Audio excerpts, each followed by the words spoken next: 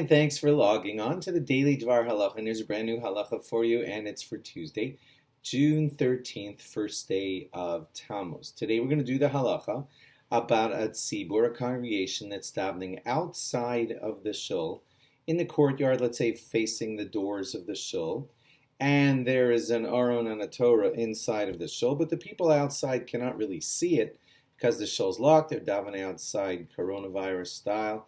And the question is, if when they're saying Tachnun, do they put their head down, Nefilas Apayim style, head down during Tachnun, which, remember we said yesterday that the Ramah says that we only do that when we're in the presence of the Torah. So what do you do if you're outside of the shul and the doors are locked?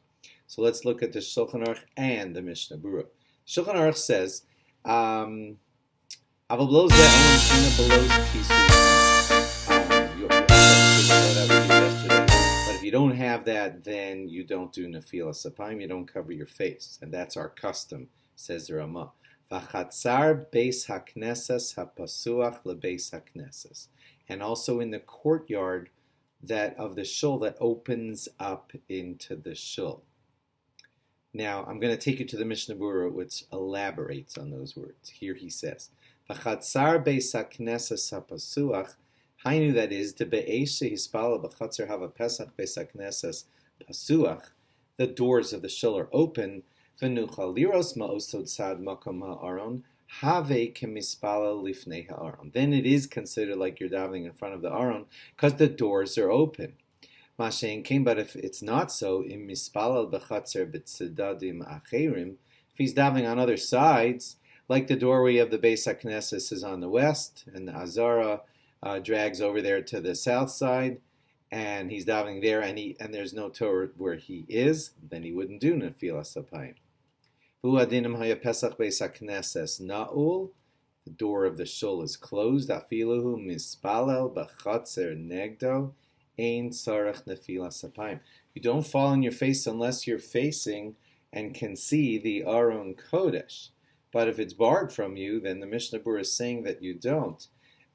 So just to be clear here, because I took you a little bit all over the place, according to the way the Mishnah Berurah is explaining it, you'd have to be in kind of a good direct line of sight to the Aron Kodesh, where the Torah is resting, to be able to say Nefilas Apayim. If the doors of the shul are locked and you can't even see towards where the Aron Kodesh is, then no Nefilas Apayim. Say Tachnun, of course, but no falling on your face. Kosva Achronim, and this happens to some men during weekdays if they're davening in the Ezras Nashim. De'imahu mispalel be'ezras Nashim gam kein tzarech Nefilas Apayim. If you're up in the Ezras Nashim, the ladies section of the shul, you would say Tachnun sitting down with your head down on your arm. Kivan sheyuchol liros mehachalonos makom ha'aron. Through the windows or whatever the openings are in that ladies section, you can see to the Aron Kodesh. Then you would do Nefilas Apayim with your head down. Just going to add something here that's not in the Mishnah Berurah here. A few of the poskim say that sometimes they have a location because of safety where the Aron Kodesh is there, but the Aron Kodesh, they take the Torah out sometimes during the day for safety and lock it up in an office or something. So you're davening in front of the Aron Kodesh, and but the Torah is not actually in there. It's the place of the Torah, but they put it away in a safer locked up place. Excuse the pun, they put the Sefer Torah in a safer place, all locked up. So there are poskim today who say that you still treat it as if the Torah is in the Aron Kodesh. The Aron is there, it's the place of the Torah, they just have it more secured in an off-site location.